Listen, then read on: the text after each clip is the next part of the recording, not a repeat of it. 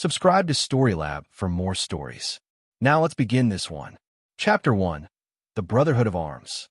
Master Sergeant Henry Root adjusted his tactical vest one final time as he prepared for what would be his last mission in Afghanistan. 22 years of distinguished military service had earned him respect throughout the ranks, but none more so than from his commanding officer, Colonel Edgar Waller. The two men had served together for 8 years, their bond forged in the crucible of 3 combat deployments. Ready for this, Henry? Edgar's weathered face bore the scars of countless battles, his steel-gray eyes reflecting years of command decisions that had kept his men alive.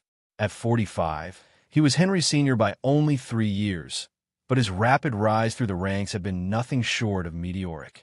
"Always ready, sir," Henry replied, checking his M4 carbine with the methodical precision that had made him legendary among his peers. At 6'2", with broad shoulders and calloused hands that spoke of both combat and construction work in his youth, Henry embodied the ideal soldier.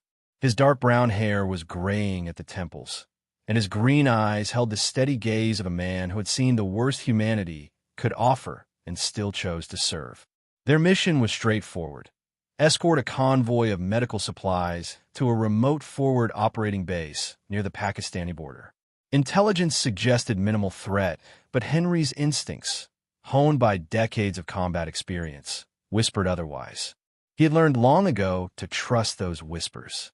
The convoy consisted of 3 armored vehicles carrying critical medical equipment and morphine for wounded soldiers at Firebase Delta. Edgar rode in the lead vehicle with Henry, while Staff Sergeant Brian Rios commanded the rearguard. The route wound through treacherous mountain passes that had claimed countless lives over the years. "Tell me about your daughter again," Edgar said as they navigated a particularly narrow section of road. It was unlike him to make casual conversation during a mission, but Henry attributed it to the melancholy that often accompanied final deployments. "Lucia just turned 16, Henry said, his weathered features softening. "She's everything her mother and I hoped for: smart, kind, determined to make a difference. She volunteers at the animal shelter and maintains a 4.0 GPA, planning to study veterinary medicine at UC Davis." "And Marcia? How's she handling this deployment?" Henry glanced at his commander, noting an odd tension in Edgar's voice. "She's strong. Always has been. Managing the household, working her nursing job at the hospital, keeping Lucia on track. I'm a lucky man, sir." What Henry didn't know was that Edgar had been corresponding with Marcia for months, initially under the guise of providing updates on Henry's welfare. The letters had gradually become more personal, Edgar skillfully manipulating a lonely military wife's vulnerabilities while her husband risked his life half a world away. The IED explosion that followed shattered more than just the convoy's lead vehicle. Hidden beneath the road surface, the improvised explosive device had been positioned with surgical precision, designed not to kill, but to disable and scatter.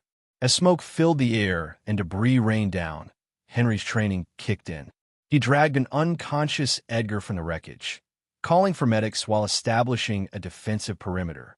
But Edgar's injuries weren't as severe as they appeared. As Henry knelt beside him, applying pressure to a superficial head wound, Edgar's eyes opened with crystal clarity. In that moment, Henry saw something that chilled him more than any enemy fire ever had: calculation. "Henry," Edgar whispered, his voice barely audible above the chaos. "The morphine, it's gone." Henry's head snapped toward the scattered medical supplies. Sure enough, the secured cases containing the military-grade morphine had vanished in the confusion. It was impossible. The cases were designed to withstand explosions far more severe than this one. "Sir, we need to—" "No." Edgar's grip tightened on Henry's arm. "We need to talk. Alone." As Brian Rios coordinated the evacuation and secured the perimeter, Edgar pulled Henry aside. The conversation that followed would haunt Henry for years to come. "The morphine was never meant to reach Firebase Delta," Edgar said, his voice steady despite his supposed injuries. "It was a transaction, one that certain people in very high places needed to happen without military oversight." Henry's blood ran cold. "Sir, are you saying—" "I'm saying you've been a good soldier, Henry. Too good. You ask the right questions, you notice details others miss, and you have an annoying habit of doing the right thing even when it's inconvenient. Edgar's mask was fully off now, revealing a man Henry had never truly known. Unfortunately, that makes you a liability. Before Henry could respond, Edgar was shouting for medics, claiming Henry had shown signs of disorientation and confusion following the explosion. Within hours, Henry found himself under investigation for the missing morphine, with Edgar's testimony serving as the primary evidence against him. The speed with which the case proceeded should have been Henry's first clue that the fix was in from the beginning. Chapter 2. The Web of Deception. The military tribunal convened 6 weeks later at Fort Braxton, a sprawling installation in North Carolina where Henry had once trained Special Forces candidates. Now he sat in a sterile courtroom, watching his 22-year career dissolve under the weight of fabricated evidence and false testimony. Colonel Roman Sawyer presided over the tribunal, flanked by 2 other senior officers Henry didn't recognize. All 3 wore expressions of professional disappointment that cut deeper than any blade. These were men who understood the gravity of betraying the uniform, and they believed Henry had done exactly that. Master Sergeant Root. Colonel Sawyer's voice carried the weight of absolute authority. You stand accused of conspiracy to distribute controlled substances, dereliction of duty, and conduct unbecoming a non-commissioned officer. How do you plead? Not guilty to all charges, sir. Henry's military-appointed defense attorney, Captain Scott Jefferson, was competent but overmatched. The prosecution had built their case with meticulous care, presenting a narrative that painted Henry as a desperate soldier planning to sell military morphine to fund his daughter's college education. Edgar Waller took the stand on the second day, his testimony delivered with the conviction of a man speaking absolute truth. He wore his dress blues with their impressive array of ribbons, his bearing commanding respect from everyone in the courtroom except Henry. Master Sergeant Root had been acting strangely for weeks before the convoy, Edgar testified, his voice carrying just the right note of reluctant disappointment. He asked detailed questions about the medical supplies we'd be carrying, specifically the controlled substances. When I questioned him about it, he mentioned his daughter's college expenses and how difficult it was to make ends meet on military pay.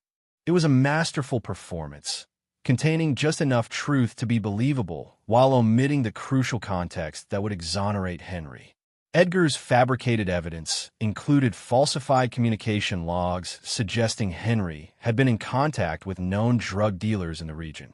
The prosecution's star witness was Staff Sergeant Brian Rios, who had served under Henry for 3 years.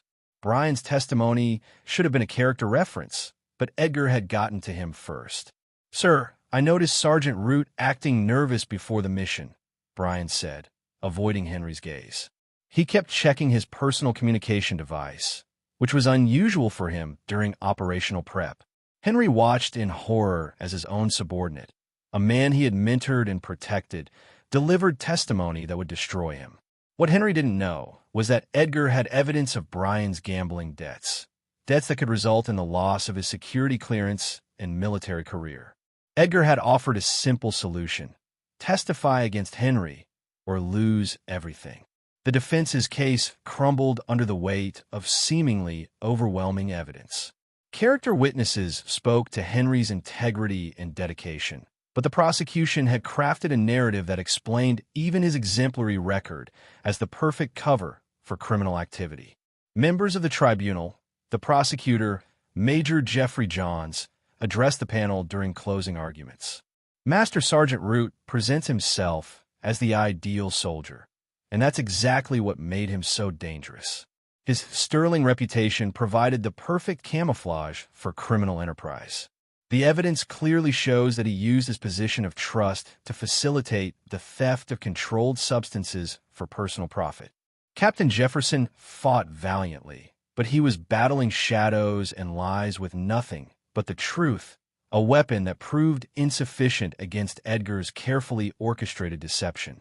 "Gentlemen, my client has served this country with distinction for over 2 decades, Jefferson argued. The prosecution asks you to believe that this decorated non-commissioned officer would risk everything he's built for a handful of morphine. Where is the money from this alleged sale? Where are the contacts? The prosecution has provided no evidence of criminal profit because none exists. But Edgar had anticipated this argument.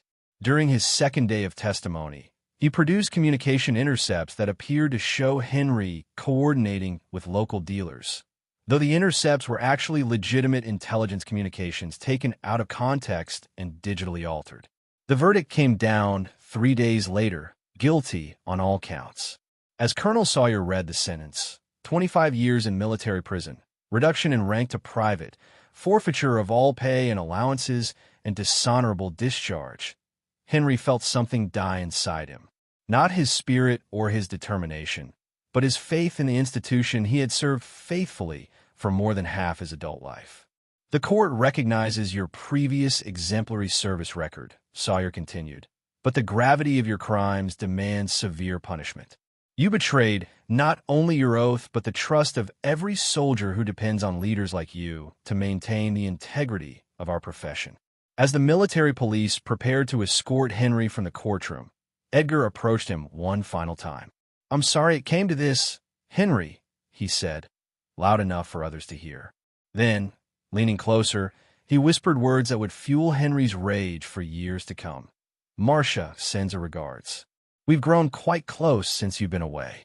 Henry's hands were cuffed behind his back, but Edgar saw the murder in his eyes and stepped back, satisfied that his former friend finally understood the depth of his betrayal. Chapter 3. The Black Site.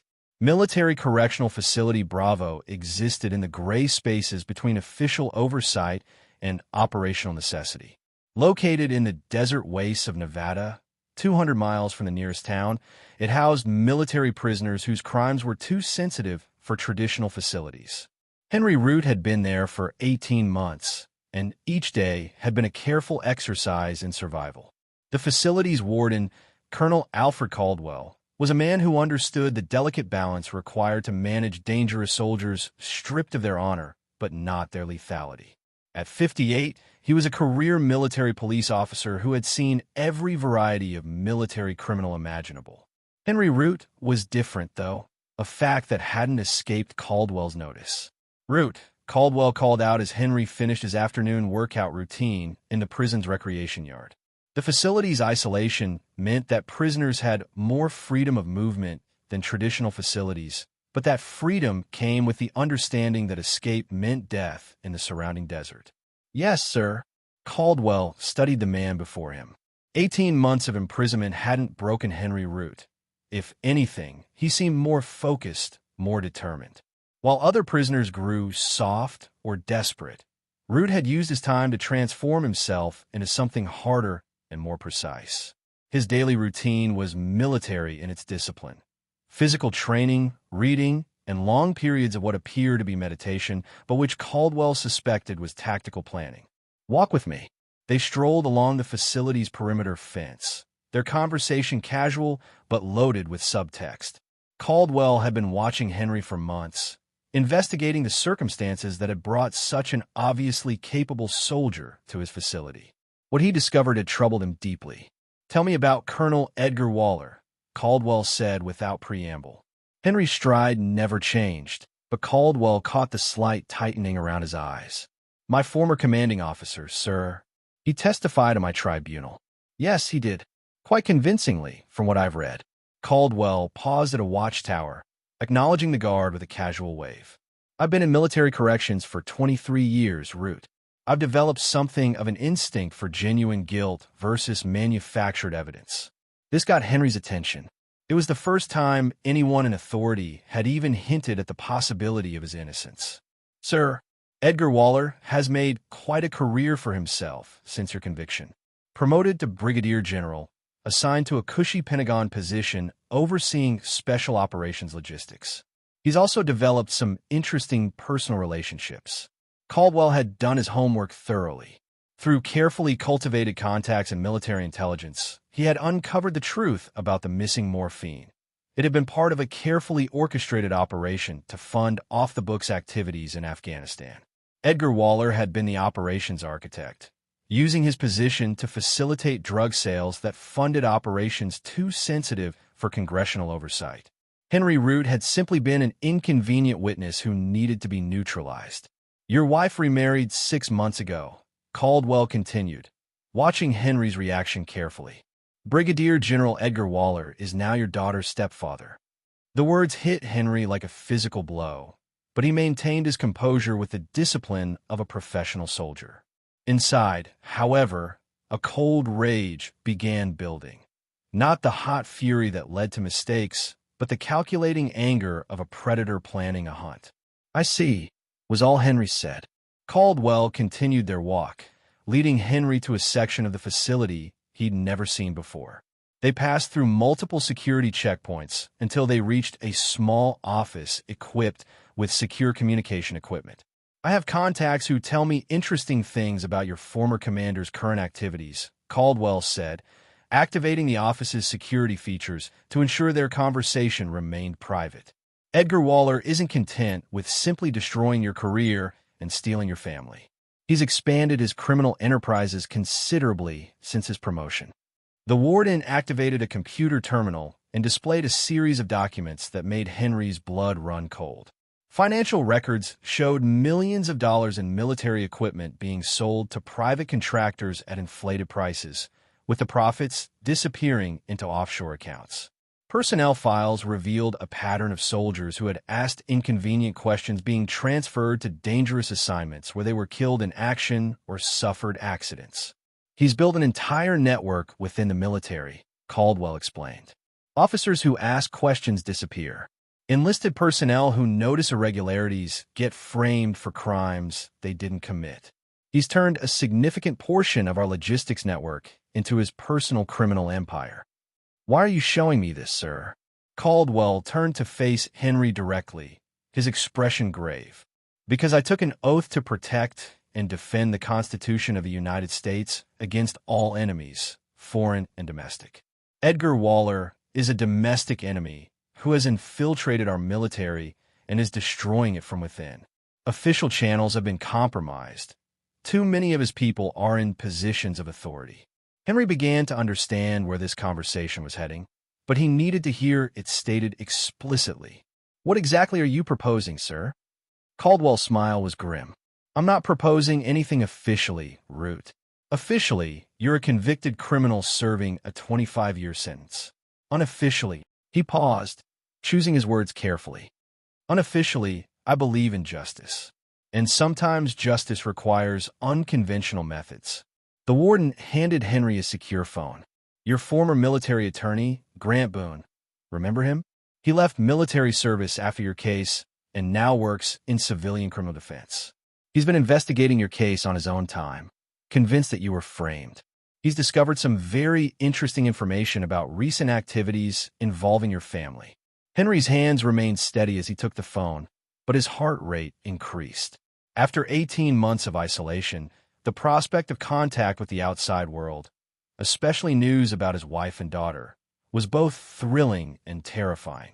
"Mr. Boone has been trying to reach you for weeks, but official channels have been unresponsive. Perhaps it's time you two had a conversation." As Caldwell left him alone with the secure phone, Henry reflected on the irony of his situation. He had been imprisoned for crimes he didn't commit by a man who was guilty of far worse. Now, the warden of his prison was offering him the tools for revenge. Henry dialed the number Caldwell had provided, his mind already shifting into the tactical planning mode that had kept him alive through 3 combat deployments. Edgar Waller had made a crucial mistake. He had left Henry Root alive. That oversight was about to cost him everything. Chapter 4. The Call. Grant Boone's voice crackled through the secure connection, heavy with exhaustion and barely contained fury. The former military attorney had spent the last 18 months building a civilian practice while simultaneously conducting an unauthorized investigation into Henry's case. What he had discovered had transformed a professional curiosity into a personal crusade. "Henry, thank God I finally got through to you." Grant's voice carried the strain of months of frustration. "I've been trying every official channel, but they keep telling me you're not authorized to receive calls. I should have known Waller's people were blocking communications." "Grant, it's good to hear your voice," Henry replied, his tone carefully controlled despite the emotions surging through him. "Caldwell mentioned you've been investigating my case. More than investigating. I've been building a case for appeal that would make the prosecutor who convicted you weep with shame. But Henry, that's not why I'm calling. There's something else, something urgent." The tone in Grant's voice made Henry's blood run cold. In their years of professional relationship, he had never heard the normally composed attorney's sound so shaken. "What is it?" "It's about Lucia." "Edgar." Grant's voice broke slightly before he regained control. "He's at your house right now, Henry. He did something terrible to your daughter. I can't even explain it over the phone. The implications are too massive, and I'm not sure who might be listening despite this secure line." Henry's grip on the phone tightened until his knuckles went white. "Explain." "Now, 3 days ago, Lucia came to see me. She was terrified, bruised, and carrying evidence that could destroy Edgar Waller and his entire network. She'd been suspicious about her stepfather for months. Kids notice things adults miss, and Lucia is brilliant like her father." Grant paused, gathering himself before continuing. "She started documenting things. Late-night phone calls, meetings with men who didn't feel like legitimate military personnel, computer files left open that contained information about weapons sales and money transfers. She's been building a case file, Henry. Your 16-year-old daughter has been conducting her own investigation into the man who framed you." Pride and terror warred in Henry's chest. His daughter had inherited his investigative instincts and moral courage, but she had also put herself in mortal danger. Edgar discovered what she was doing. 2 nights ago, he confronted her when Marcia was working a night shift at the hospital. What he did, Grant's voice hardened with rage. He hurt her, Henry, not just physically, though the bruises are bad enough. He violated her trust, her sense of safety in her own home. And when she threatened to expose him, he told her exactly what he would do to you if she ever spoke a word about his activities. The phone creaked in Henry's grip as he fought to maintain control. The image of Edgar Waller laying hands on his daughter filled his vision with red. But beneath the fury, his tactical mind was already working, processing information and formulating plans. "Where is she now?" "Safe. I have her in protective custody with a private security firm I trust, former military personnel who owe me favors." But Henry, she insisted on something before she would agree to hide. "She made me promise to get this information to you, because she said you would know what to do with it." "What information?" "Account numbers, communication logs, personnel files. Enough evidence to expose Edgar's entire criminal network and prove your innocence 10 times over. She even has recordings of him confessing to framing you. Made with surveillance equipment she bought with her own money and installed in her bedroom after she became suspicious of his late-night visits." Henry's tactical mind cataloged this information while his paternal heart burned with pride and rage. His daughter had done what military intelligence professionals couldn't. She had penetrated Edgar Waller's operation and gathered actionable intelligence. "But there's more," Grant continued. "Edgar knows she has this information. He's been systematically searching the house, and when he couldn't find it, he escalated his methods of persuasion. Lucia got away, but barely. She climbed out her bedroom window and ran 6 miles to my office in the middle of the night. And Edgar doesn't know where she is now. No, but he's looking. I have sources telling me he's mobilized resources, both official and unofficial, to find her. He's claiming she's a runaway at risk of self-harm, which gives him legal justification to involve multiple agencies in the search." The elegant simplicity of Edgar's strategy was apparent to Henry immediately. By portraying Lucia as a troubled teenager rather than a witness to his crimes, Edgar could use official resources to locate her while positioning himself as the concerned stepfather simply trying to protect his family. "Grant, I need you to listen carefully. Can the evidence Lucia gathered be authenticated in court?" "Absolutely. She was meticulous about documentation, timestamps, digital signatures, chain of custody. It's better than most evidence I see from professional investigators." Henry's mind was already moving beyond the legal implications toward more direct solutions. Legal justice would take months or years, and Edgar had already demonstrated his ability to manipulate the military justice system. Lucia was in immediate danger, and traditional remedies were insufficient. "There's something else you need to know," Grant continued, his voice dropping to barely above a whisper. "Edgar isn't just looking for Lucia to silence her. According to the intelligence she gathered, he's planning to disappear. There are signs he's liquidating assets, closing accounts, preparing to vanish with enough money to live comfortably in a non-extradition country for the rest of his life. Timeline: days, maybe a week at most. Once he's gone, he'll be untouchable, and everyone who helped him will close ranks to protect themselves. This is our only window to stop him." Henry absorbed this information with the calm calculation of a soldier receiving a mission briefing. Edgar Waller had made the mistake of underestimating both Henry Root's daughter and Henry's own capabilities. That underestimation would prove fatal to Edgar's plans. "Grant, I need you to keep Lucia safe and compile everything she gathered into a format that can be transmitted securely. Can you do that?" "Already working on it." "Henry, what are you planning?" "Justice," Henry replied simply. "Edgar Waller destroyed my career, stole my family, and now he's threatened my daughter. He's about to learn why that was a mistake." After ending the call, Henry sat in the warden's office for several minutes, his mind working through tactical scenarios with a methodical precision that had made him exceptional at his job. Edgar had advantages: resources, position, and official authority. But he also had weaknesses: arrogance, a trail of evidence, and most critically, he had never faced Henry Root when Henry was truly motivated to destroy him.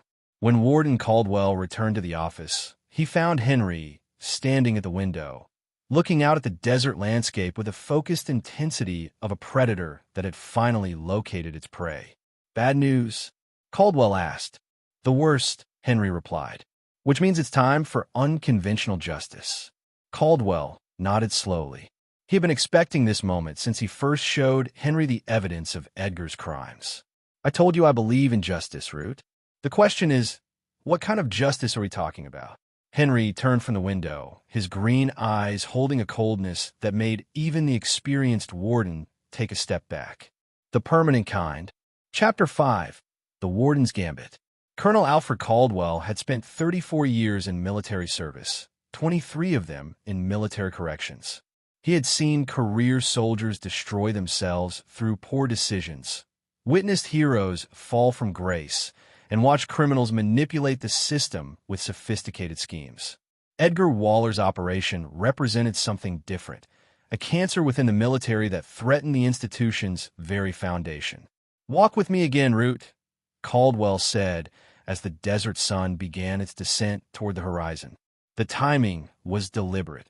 What he was about to propose needed to happen under cover of darkness and bureaucratic confusion. They moved through the facility with casual purpose, their destination a section of the prison Henry had never seen. Past the administrative offices, beyond the standard security checkpoints, lay an area marked only with warnings about authorized personnel and restricted access. "Tell me about your escape and evasion training," Caldwell said as they walked. "Standard SEER school, plus advanced urban operations and desert survival." "Why?" Caldwell used his security card to open a door marked maintenance storage. Inside, instead of cleaning supplies and repair equipment, Henry found an arsenal that would have impressed most special forces units: weapons, communications equipment, tactical gear, and surveillance devices. 23 years of confiscating contraband from military prisoners has provided interesting opportunities for resource accumulation, Caldwell explained. Amazing what soldiers try to smuggle into a correctional facility, and equally amazing what gets lost in the paperwork during processing. Henry examined the equipment with professional appreciation. Night vision goggles, suppressed weapons, explosive devices, electronic surveillance gear. Everything a soldier would need for a covert operation. "Sir, what exactly are you proposing?" Caldwell activated a digital tablet displaying detailed surveillance reports. "Edgar Waller has made critical mistakes in his rush to locate and silence your daughter. My contacts in military intelligence have been monitoring his communications, and his desperation is making him sloppy. The tablet showed intercepts of Edgar's phone calls, financial transactions that revealed the locations of his safe houses, and movement patterns that indicated he was operating from a compound in the mountains of Colorado, a facility he believed was unknown to military authorities. He's gathered his core associates at this location, Caldwell continued. 6 men who have been instrumental in his criminal network. If something were to happen to all of them simultaneously, it would effectively decapitate the entire operation. Henry studied the intelligence data with the methodical analysis of a mission planner. The compound was isolated, defensible, but not impregnable to someone with his skills and the right equipment. And my daughter? According to communications intercepts, she's not at the compound. Edgar is keeping her location compartmentalized, known only to him. But if he were properly motivated, he might be persuaded to reveal that information. The implications of Caldwell's plan were becoming clear. This wasn't just about stopping Edgar's criminal enterprise. It was about extracting information about Lucia's whereabouts while permanently eliminating the threat to Henry's family. Sir, are you ordering me to escape from this facility and conduct an assassination mission against a United States military officer? Caldwell's smile was grim. I'm not ordering anything, Root. Officially, I'm the warden of a military correctional facility, and you're a convicted prisoner serving a 25-year sentence. Unofficially, he paused, his expression becoming deadly serious. Unofficially, I took an oath to defend this country against enemies both foreign and domestic. Edgar Waller is a domestic enemy who has corrupted our military and threatens to escape justice through official channels. The warden handed Henry a set of keys and a security card. Tonight, there will be a shift change malfunction in the security system. A computer glitch will cause the perimeter sensors to show false readings for approximately 8 hours. The duty officer will be dealing with a family emergency that requires his attention, and the backup systems will experience mysterious technical difficulties.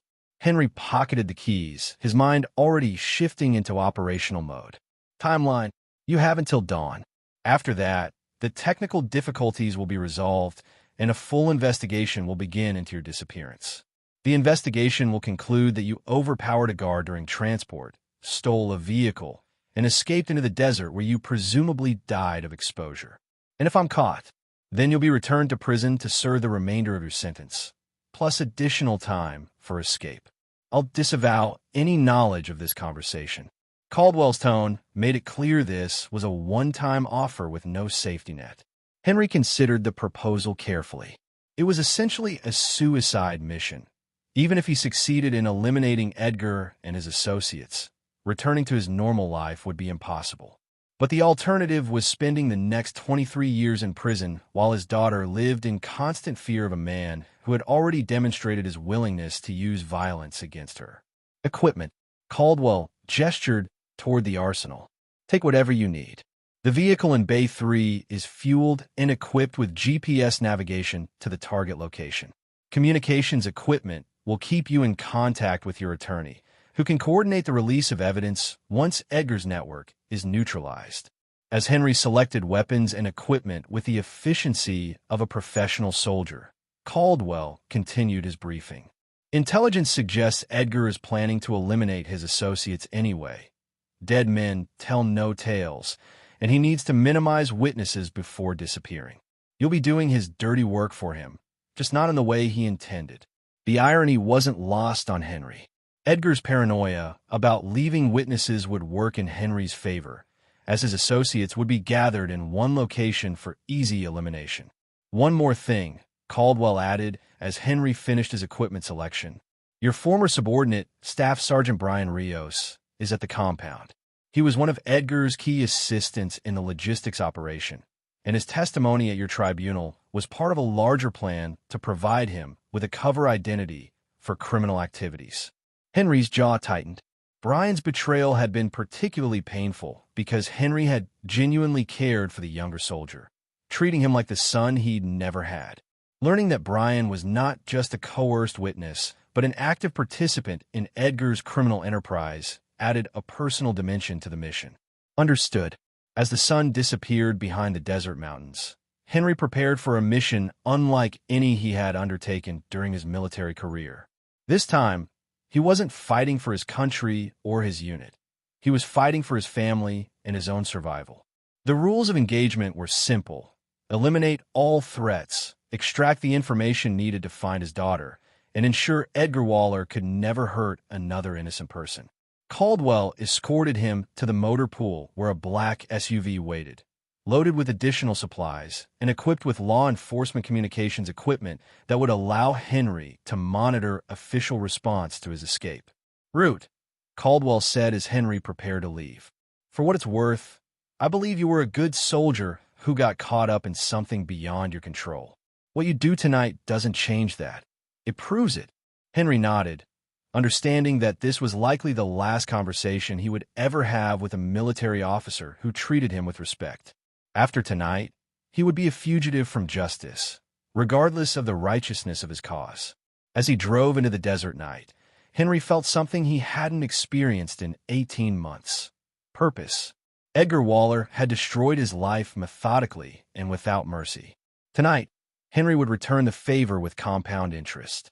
Chapter 6. The Hunt Begins. The Colorado compound sat nestled in a valley between two mountain ridges, isolated enough to provide privacy, but accessible enough for the kind of high-value meetings Edgar Waller preferred. Henry observed the facility through night vision binoculars from a ridge overlooking the target, cataloging defensive positions and identifying potential weaknesses with the methodical precision of a professional soldier. The compound consisted of 3 buildings: a main lodge that appeared to serve as living quarters and meeting space, a smaller structure that looked like a communications center, and what appeared to be a garage or vehicle maintenance facility. Security was present, but minimal. 2 roving patrols, perimeter sensors, and surveillance cameras that covered the obvious approaches but left blind spots that could be exploited by someone with the right training. Edgar had grown overconfident, relying on the compound's isolation and his belief that no one knew of its existence to provide security. That overconfidence was about to prove fatal. Henry's communications equipment crackled to life with Grant Boone's voice. "Henry, I've got updated intelligence on the target. Surveillance indicates 7 personnel currently at the location.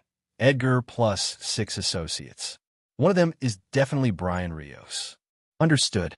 Any word on Lucia's location?" "Nothing concrete, but intercepted communications suggest she's being held at a secondary location within a 2-hour drive of the compound. Edgar hasn't shared the specific location with anyone else. He's keeping that information compartmentalized as insurance against betrayal, which meant Henry would need to take Edgar alive long enough to extract the information. It complicated the mission significantly, but Henry had faced more challenging tactical situations during his military career. "Grant, I need you to be ready to transmit Lucia's evidence to every major news organization and congressional oversight committee simultaneously. Once I make contact with Edgar, his response time will be minimal. Already prepared. I've got packages ready to go to the Washington Post, New York Times, 60 Minutes, and the House Armed Services Committee, plus backup transmissions to international outlets in case domestic sources are compromised." Henry checked his equipment one final time. Suppressed weapons, explosive charges, communications gear, and zip tie restraint for prisoner handling. The mission parameters were clear: eliminate Edgar's associates, capture Edgar alive, extract information about Lucia's location, then neutralize the final threat. The approach to the compound required 45 minutes of careful movement through terrain that provided concealment but demanded absolute silence. Henry's training in special operations served him well as he navigated rocky outcroppings and dense brush without triggering the perimeter sensors or alerting the roving patrols. His first target was the communications center. Eliminating the compound's ability to call for help or coordinate a response was essential to mission success. Henry positioned shaped charges at strategic points around the building's foundation and power supply, designed to destroy the structure while creating a distraction that would draw security personnel away from the main lodge. The explosion, when it came, was both spectacular and tactically perfect. The communications center disappeared in a ball of flame and smoke, while the concussion knocked out power to the entire compound. Emergency lighting activated in the main lodge, but the primary security systems went dark. Henry's night vision equipment gave him a decisive advantage as Edgar's people stumbled through the darkness, their tactical coordination destroyed by the surprise attack and communication breakdown. The first patrol team that responded to the explosion walked directly into Henry's killing field, eliminated with suppressed weapons fire before they could raise an alarm. Through the lodge's windows, Henry could see figures moving frantically inside, trying to establish some form of defensive perimeter. He recognized Edgar's silhouette, taller than the others, moving with the command presence that had once inspired Henry's respect and now fueled his rage.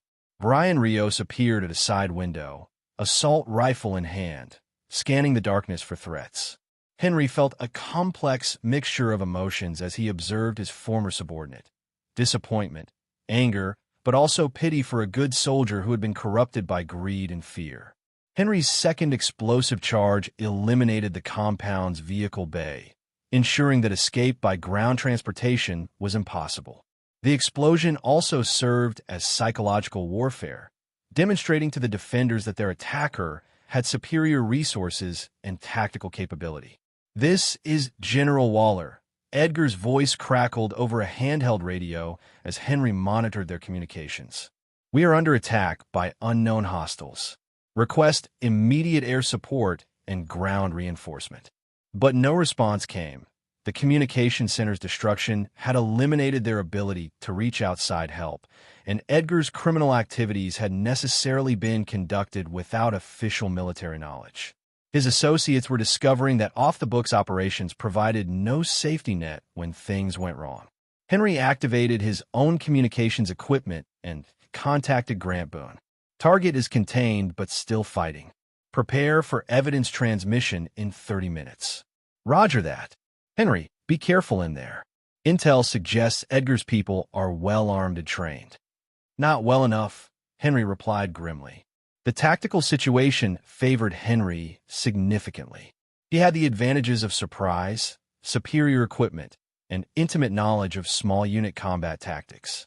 Edgar's people were criminals first and soldiers second. They were accustomed to operating with overwhelming advantages against helpless victims, not facing a determined opponent with superior training.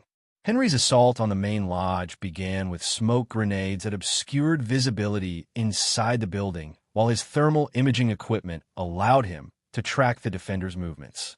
He entered through a rear door that had been weakened by the explosion's concussion, moving with the silent efficiency of a predator stalking prey. The first offender he encountered was a man Henry didn't recognize, one of Edgar's civilian contractors who had made the mistake of choosing money over morality. The suppressed pistol made barely more noise than a cough as it eliminated the threat. Brian Rios was positioned at a strategic choke point in the lodge's central hallway, his position nearly perfect for defending against a frontal assault. Unfortunately for him, Henry's approach from an unexpected angle gave him no opportunity to employ his tactical advantages. "Hello, Brian," Henry said quietly as he pressed the barrel of his weapon against his former subordinate's neck. Brian's entire body went rigid with shock and recognition. "Sergeant Root? But you're in prison. How did you?" "Drop the weapon and turn around slowly.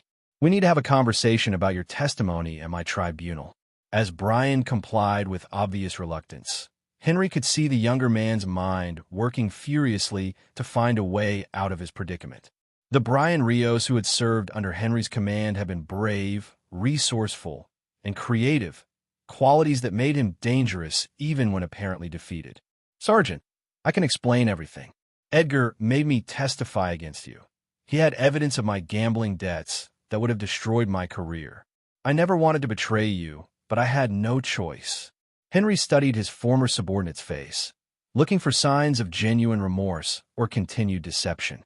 What he saw was a man who had been corrupted by circumstances, but who still retained some vestige of the soldier Henry had once trained and trusted. "Brian, I'm going to give you one opportunity to redeem yourself. Edgar Waller has my daughter, and I need to know where he's keeping her. Help me get that information, and we could discuss the possibility of your survival." Relief flooded Brian's features as he realized he might have a path to redemption. "He's got her at a safe house about an hour south of here. an old mining facility he's been using for sensitive meetings. But Sergeant, you need to know, he's planning to kill her tonight, whether you show up or not. She knows too much about his operation to be allowed to live. The urgency in Brian's voice convinced Henry that this information was accurate.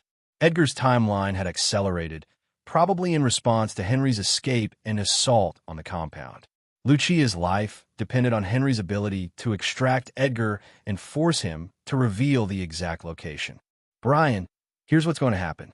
You're going to help me capture Edgar alive, and then you're going to disappear. New identity, new life, somewhere Edgar's people can never find you. In return, you testify honestly about Edgar's crimes and your own involvement. And if I refuse? Henry's expression made words unnecessary. Brian had served under him long enough to recognize when negotiation was no longer an option. Understood, Sergeant. What do you need me to do? Chapter 7, The Reckoning. Edgar Waller crouched behind an overturned table in the lodge's main room, his mind racing as he tried to comprehend how his carefully constructed world was collapsing around him. The attack had come, without warning, executed with a precision that suggested military training and superior intelligence. But the voice that had just spoken to Brian Rios in the hallway was impossible. Henry Root was locked in a military prison 2,000 miles away. Brian, Edgar called out, his voice carrying the command authority that had intimidated subordinates for decades. Brian, report your status. The response came not from Brian, but from a voice Edgar recognized with growing horror and fascination. Brian's helping me now. Edgar, just like you should have helped me 18 months ago instead of lying in my tribunal. Henry Root stepped into the main room, his weapon trained on Edgar with steady precision. Behind him, Brian Rios moved with obvious reluctance, his own rifle pointed at the two remaining defenders who had taken cover near the fireplace. Henry, Edgar said, his composure returning as he processed this impossible development. I have to admit, I'm impressed. Escaping from a maximum security military prison, tracking me to a location known only to my most trusted associates, and conducting a successful assault on a defended position. Perhaps I underestimated your capabilities. You underestimated more than my capabilities, Henry replied coldly. You underestimated my daughter's intelligence, my attorney's dedication, and most importantly, you underestimated how far I'm willing to go to protect my family. Edgar's remaining two associates, civilians he had recruited for their specialized skills in money laundering and weapons trafficking, were clearly out of their depth in this situation. They kept their weapons trained on Henry, but their hands shook with obvious terror. Gentlemen, Henry addressed Edgar's men without taking his eyes off his primary target. You have exactly 10 seconds to decide whether you want to die for Edgar Waller's money or walk away and live to see tomorrow. Your choice. The speed with which both men dropped their weapons and raised their hands would have been comical under different circumstances. Edgar watched with disgust as his carefully chosen associates revealed the depth of their cowardice when faced with genuine danger. Disappointing, Edgar said. I'd hoped for better from men I paid so well. You made the same mistake with them that you made with me, Henry said as Brian zip-tied the surrendering men. You assumed fear and money were sufficient to ensure loyalty. But when people realize you're willing to sacrifice them to protect yourself, loyalty becomes a liability they can't afford. Edgar stood slowly, his hands visible, but his posture still radiating the confidence of a man accustomed to command. Even facing capture or death, he projected an aura of control that had served him throughout his career. Henry, before you do something irreversible, consider the practical implications of your situation. You're a fugitive from military justice who has committed multiple felonies in the last several hours. Even if you kill me, you'll spend the rest of your life running from federal authorities.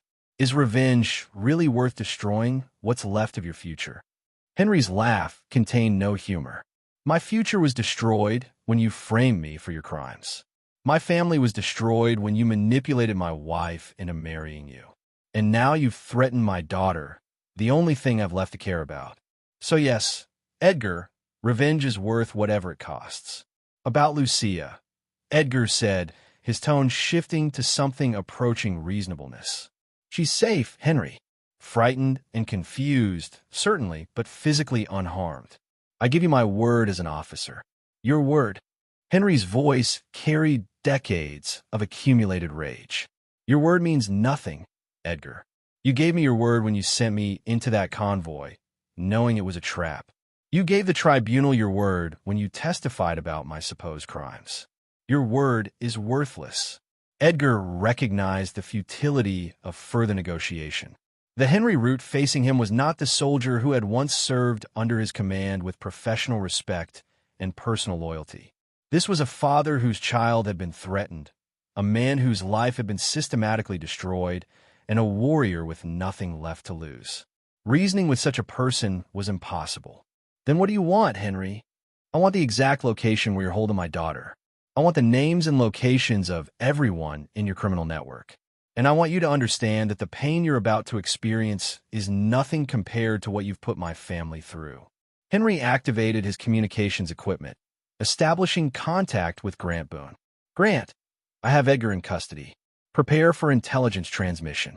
Edgar's expression shifted as he realized the full scope of Henry's plan. This wasn't just about revenge. It was about systematically dismantling everything Edgar had built and ensuring that his criminal network could never reconstitute itself. "The mining facility," Edgar said quietly. "Abandoned copper mine about 60 miles south of here, accessible only by a dirt road marked with blue survey stakes. Lucia is being held in the office building, second floor, north-facing room." Henry relayed this information to Grant while keeping his weapon trained on Edgar.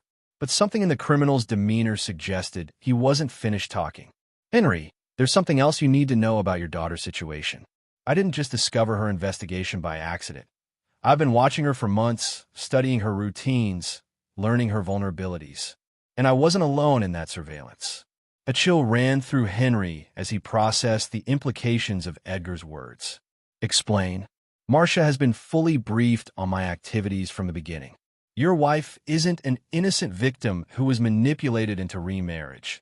She's been my partner in this operation since before your trial even began. The evidence Lucia gathered? Marcia helped her find it, thinking she could use it as leverage against me." The revelation hit Henry like a physical blow. His wife, the woman he had loved and trusted for 19 years, had been actively involved in his destruction. The betrayal was so complete, so devastating, that for a moment Henry's tactical focus wavered. Edgar recognized the opportunity and took it, lunging for a concealed weapon he had kept as a final resort. But Brian Rios, perhaps seeking redemption for his own betrayals, reacted faster than either Henry or Edgar anticipated. The gunshot that ended Edgar Waller's life was loud in the enclosed space, fired by a man who had finally chosen the right side in a conflict that had corrupted too many good soldiers. Edgar's body crumpled to the floor, his expression frozen in surprise at being killed by someone he had considered completely under his control. "Sergeant," Brian said quietly, lowering his smoking weapon. He was reaching for a backup piece. "I couldn't let him." Henry stared at Edgar's corpse, feeling neither satisfaction nor disappointment. The man who had destroyed his life was dead, but Henry's problems were far from over. Lucia was still in danger, and now he knew that her own mother was complicit in that danger. "Brian, contact the authorities and report Edgar's death as self-defense during an arrest attempt. Use the evidence Grant Boone is transmitting to support your story. You're the sole surviving witness to Edgar's confession about his criminal activities." "What about you, Sergeant?" Henry was already moving toward the exit, his mind focused on the final phase of his mission. "I have to get to my daughter, and then I have to have a very difficult conversation with my wife." As he left the compound, Henry reflected on the irony of his situation. He had come seeking revenge against the man who had destroyed his family, only to discover that his family had been complicit in its own destruction. The victory fell hollow, but Lucia's safety remained paramount. Edgar Waller was dead, but Henry Root's war was far from over. Chapter 8: The Mining Facility. The abandoned copper mine sat in a valley carved from red rock and sparse vegetation, its structures weathered by decades of mountain winters and summer heat. Henry approached the facility as dawn broke over the Colorado peaks, using the early morning light to conduct reconnaissance of a site that could easily become his daughter's tomb. Edgar's directions had been accurate. The mining office building stood exactly where he had described it, a two-story structure that had once housed the administrative operations of a profitable extraction business. Now it served as a prison for Lucia Root, guarded by men whose loyalty had died with their paymaster. Henry counted 3 vehicles parked near the office building, suggesting a security detail of 6 to 9 personnel. Through binoculars, he identified defensive positions and movement patterns, cataloging the tactical situation with professional detachment, while his paternal heart burned with urgency. His communications equipment crackled with Grant Boone's voice. "Henry, I confirmed that Brian Rios has surrendered to federal authorities and is cooperating fully with their investigation. Edgar's death has been classified as justifiable homicide during a citizen's arrest. The evidence transmission was successful. Every major news organization and congressional committee now has documentation of Edgar's crimes. What about Lucia's location? Have authorities been notified? I've provided the mining facility's coordinates to the FBI, but their tactical response team won't arrive for at least 2 hours. They're treating this as a hostage situation requiring specialized personnel. 2 hours was too long. Edgar's death would be discovered soon, if it hadn't been already, and his people at the mining facility would either flee or eliminate their prisoner to destroy evidence. Henry had perhaps 30 minutes to conduct a successful rescue operation before the tactical situation became untenable. Grant, patch me through to whoever's in command at the mining facility. I want to attempt negotiation before resorting to force." Henry's tactical radio acquired the frequency Edgar's people were using for local communications. After several attempts, a voice responded with obvious suspicion and growing panic. "Who is this? How'd you get this frequency?" "This is Henry Root. I believe you're holding my daughter, Lucia. I'd like to discuss terms for her release." The silence that followed stretched long enough for Henry to wonder if the connection had been lost. When the voice returned, it carried the strain of men who were beginning to understand how completely their situation had deteriorated. "Root? But you're supposed to be in prison. Edgar said you were locked up for 25 years. Edgar said a lot of things. Most of them were lies. Right now, he's dead, and his criminal network is being exposed to federal authorities and news organizations simultaneously. You gentlemen have approximately 90 minutes before FBI tactical teams arrive at your location. I'm offering you the opportunity to surrender my daughter unharmed and leave before they get here." Henry's offer was tactically sound. Give Edgar's people a way out that didn't require them to fight a battle they couldn't win. But the response suggested that panic was overriding rational thinking. "We don't believe you. Edgar's at the compound with our security team. You're trying to trick us into releasing valuable leverage." Henry decided that further negotiation was pointless. Edgar's people were too invested in their criminal enterprise to accept the reality of their situation, and their denial was placing Lucia in greater danger with each passing minute. Moving closer to the mining facility, Henry identified the building where his daughter was being held. The second-floor room Edgar had described showed signs of occupancy, a shadow moving past the window that could be Lucia, and the positioning of guards that suggested they were protecting something valuable inside. Henry's assault plan was necessarily simple. Eliminate the guards as quickly and quietly as possible, secure the building, extract Lucia, and escape before federal authorities arrived to complicate the situation. His equipment from Warden Caldwell's arsenal provided everything needed for the mission, but success would depend on speed and precision. The first guard died silently, eliminated by Henry's suppressed pistol as the man conducted a patrol around the building's perimeter. His body was concealed in shadows that would hide it until the tactical situation was resolved. The second guard, positioned at the building's rear entrance, met the same fate moments later. Henry's entry into the building was textbook special operations, swift, silent, and overwhelming. The remaining guards were concentrated on the ground floor, apparently relying on the building's isolation and their numerical advantage to provide security. They had not anticipated facing someone with Henry's training and motivation. The suppressed gunfire that eliminated Edgar's remaining associates echoed briefly through the empty mining facility before silence returned. Henry moved through the building with methodical efficiency, clearing each room and securing potential threats before advancing toward the second floor where his daughter waited. "Lucia," Henry called softly as he approached the room Edgar had described. "It's Dad. I'm here to take you home." The voice that responded from behind the locked door was older than he remembered, marked by fear and exhaustion, but unmistakably his daughter. "Dad, is it really you? They told me you were in prison, that you couldn't come for me. I'm here, sweetheart. Stand back from the door." Henry's tactical breach of the locked door revealed a sight that nearly shattered his professional composure.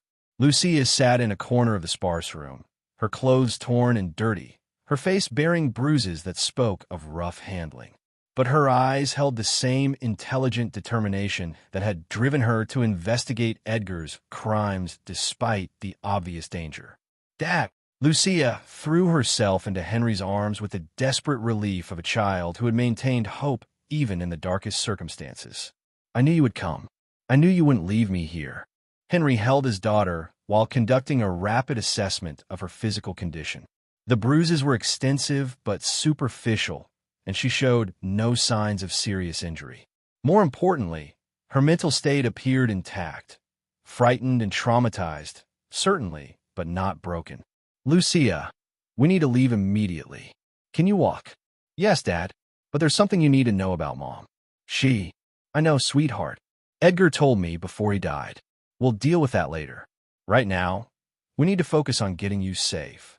As they moved through the mining facility toward Henry's concealed vehicle, Lucia provided critical intelligence about her captivity and the extent of her mother's involvement in Edgar's criminal enterprise.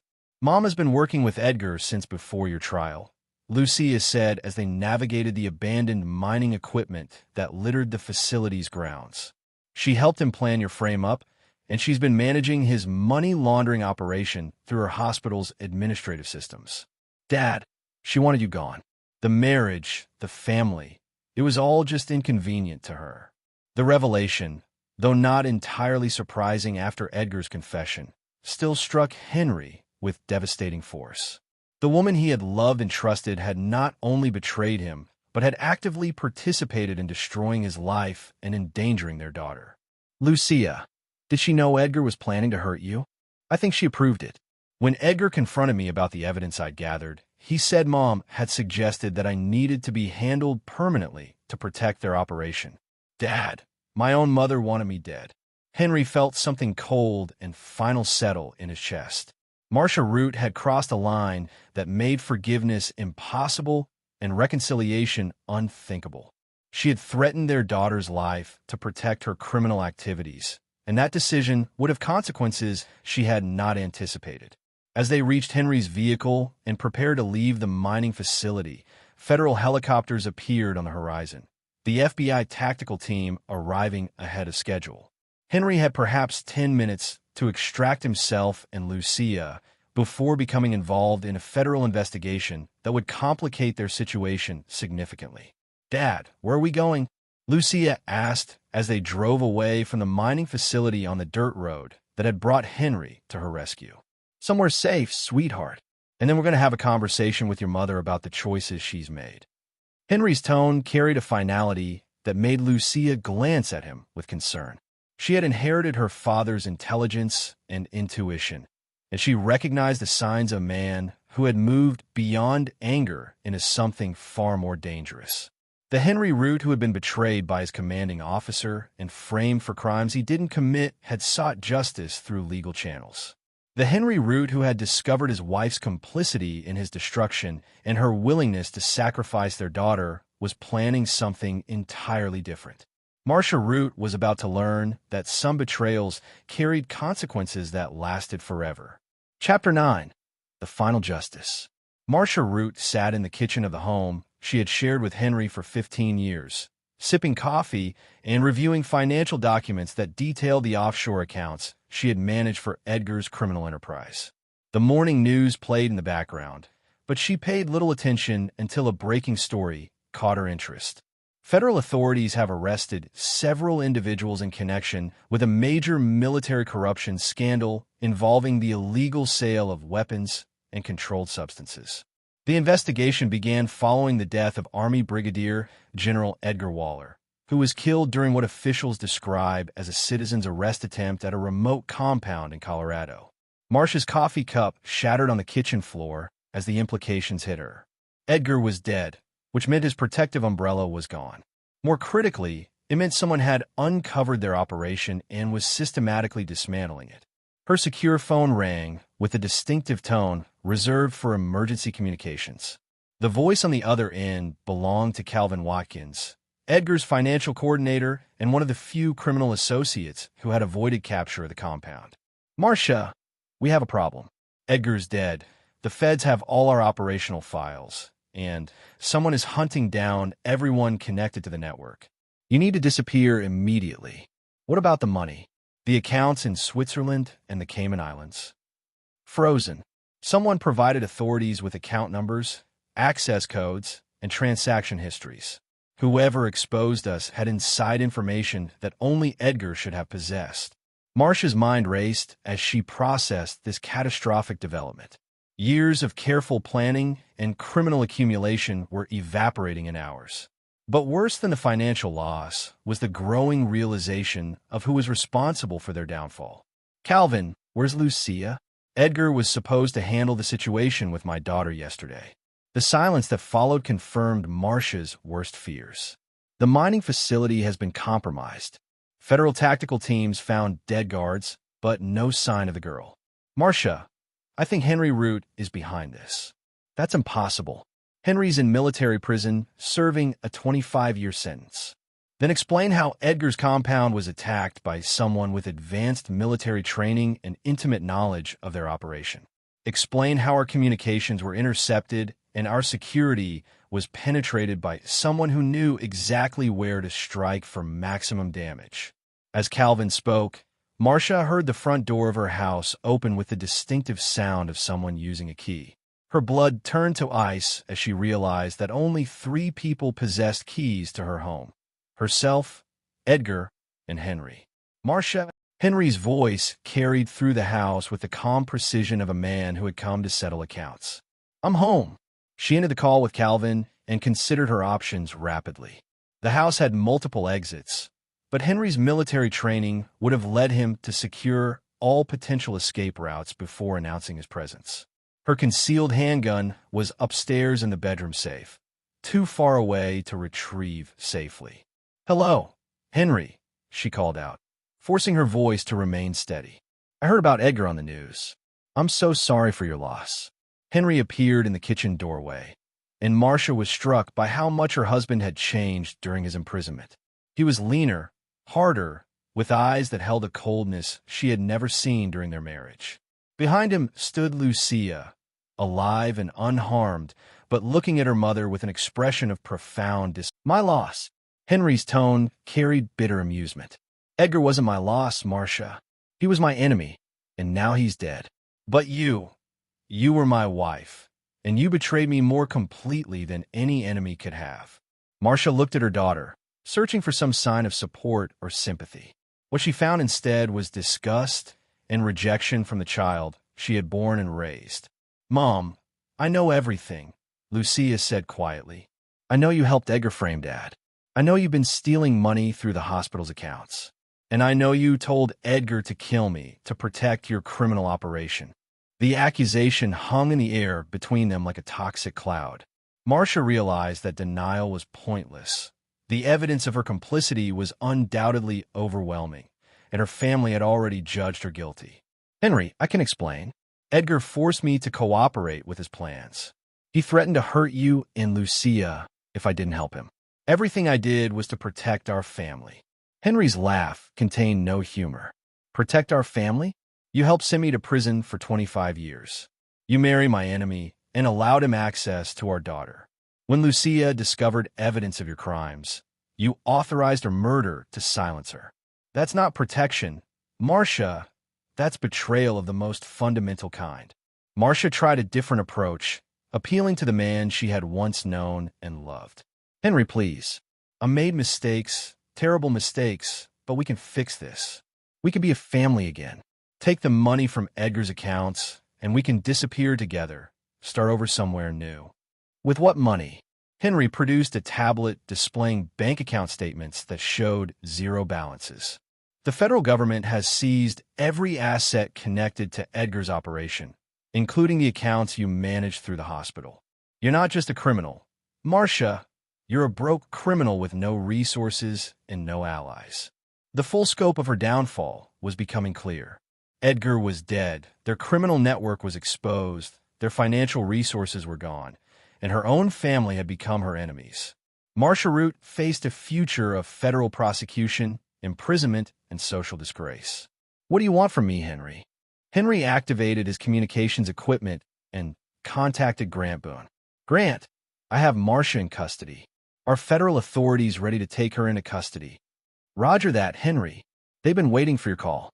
A federal marshal is en route to your location with an arrest warrant for conspiracy, money laundering, and accessory to attempted murder." As Henry ended the call, Marcia realized that her husband had orchestrated her downfall with the same methodical precision he had once applied to military operations. There would be no escape, no negotiation, no mercy. "Henry, please don't do this to Lucia. She's going to grow up with both parents in prison. You're destroying her future to satisfy your need for revenge."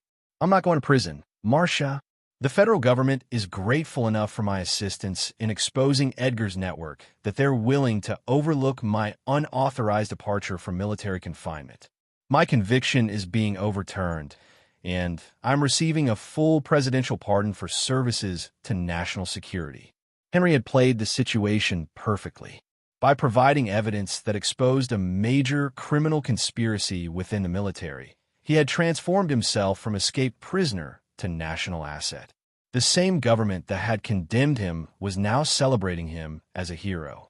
As for Lucia's future, Henry continued, "She'll grow up knowing that her father fought for justice and her mother chose crime over family. That's a lesson in moral courage that will serve her well." Federal marshals arrived 30 minutes later to arrest Marcia Root on charges that would result in life imprisonment without possibility of parole. As they led her away in handcuffs, she looked back at her family one final time. Henry stood with his arm around Lucia, both of them watching her departure with expressions of finality. They had tried her in the court of family justice and found her guilty of unforgivable betrayal. There would be no appeals, no second chances, no redemption. 6 months later, Henry Root received a full honorable discharge from the military along with a presidential commendation for exposing corruption within the armed forces.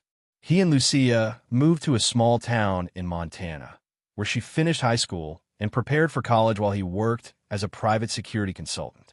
Marcia Root was sentenced to life imprisonment after pleading guilty to federal conspiracy charges. Edgar Waller's criminal network was completely dismantled, with dozens of accomplices receiving lengthy prison sentences. On quiet evenings, as father and daughter sat on their porch watching the Montana sunset, they never spoke about the events that had brought them to this peaceful place. Justice had been served, their enemies had been defeated, and they had each other. Sometimes, Henry reflected, the most complete victory was simply surviving with your integrity intact while your enemies destroyed themselves through their own moral failures. Edgar Waller and Marcia Root had chosen crime over honor, betrayal over loyalty, and greed over family. They had received exactly what their choices deserved. Henry and Lucia Root had chosen differently, and they had won everything that truly mattered. This is where our story comes to an end. Share your thoughts in the comments section. Thanks for your precious time. If you enjoyed this story, then please make sure you subscribe to this channel. That would help me a lot. Click on the video you see on the screen, and I will see you there.